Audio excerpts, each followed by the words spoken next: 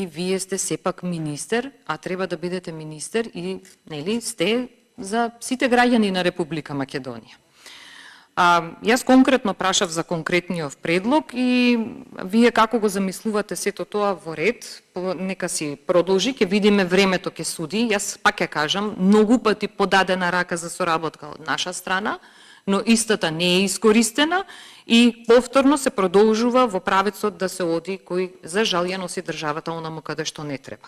Се надевам дека нема да се водите од девизата на оној начин кој што практикувате, туку реално ќе практикувате девизата едно општество за сите, бидејќи гледаме дека во последно време се практикуваат лоши пракси, посебно за конкретен пример ќе го дадам Министерството за одбрана, за конкурсот кој Социјалдемократскиот сојуз од Арачиново бара кандидатите да се пријават по Фејсбук.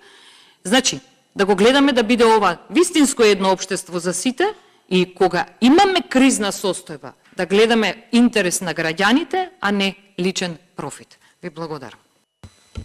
Благодарам, почитувани колеги, со оглед на тоа дека е исцрпен списокот на пријавени за збор.